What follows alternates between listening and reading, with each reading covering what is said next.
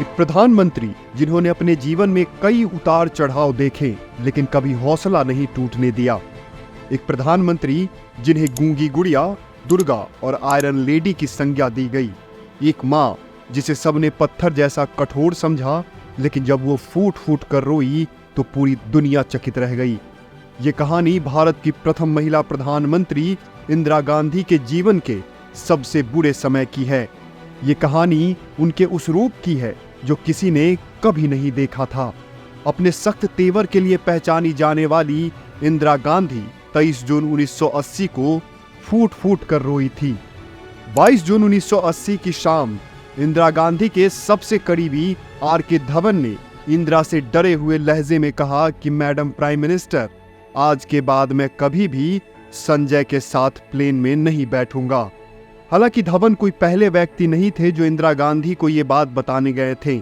दरअसल चाहे कार हो या प्लेन या फिर राजनीति, संजय गांधी को रफ्तार से बहुत लगाव था।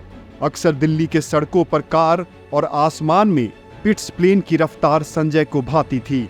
राजीव गांधी ने संजय गांधी को पिट्स प्लेन उड़ाने से मना किया था क्योंकि इस प्लेन की रफ्तार काफी ज्यादा थी, लेकिन वो कभी नहीं माने। 22 जून को धवन ने संजय गांधी के प्लेन के रफ्तार को लेकर इंदिरा को आगाह किया तो इंदिरा ने सोचा कि वो इस बारे में संजय गांधी से बात करेंगी और कहेंगी कि तुम्हें देश संभालना है, प्लेन संभालना छोड़ो। लेकिन ये बोलते बोलते बहुत देर हो गई। अगले ही दिन यानी 23 जून 1980 को सुबह सुबह जब संजय गांधी अशोका होटल के ऊपर प्लेन से कलाबाजी कर रहे थे तो अचानक उन्होंने प्लेन का नियंत्रण खो दिया और प्लेन गोल गोल घूमने लगा और चंद मिनट के बाद ही जोरदार धमाका हुआ। प्लेन का मलबा पेड़ के बीच अटका दिखा। प्लेन से चीफ इंस्ट्रक्टर सुभाष सक्सेना और संजय गांधी की लाश को उतारा गया। ये खबर दिल्ली में आग की तरह फैल गई। कुछ देर बाद ही इंदिरा गांधी मौके पर पहुंची और संजय गांधी के शव के इधर दौड़ गई। शव देखते ही इंदिरा गांधी फूट फूट कर रोने लगी। ये रूप इंदिरा गांधी का किसी ने नहीं देखा था।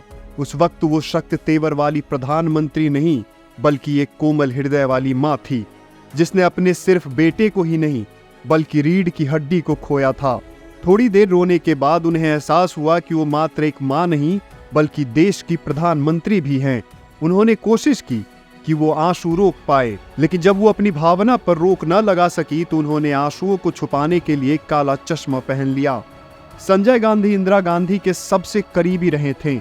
प्रधानमंत्री तो इंदिरा गांधी थी, लेकिन मंत्री और अधिकारी संजय गांधी से खौफ खाते थे।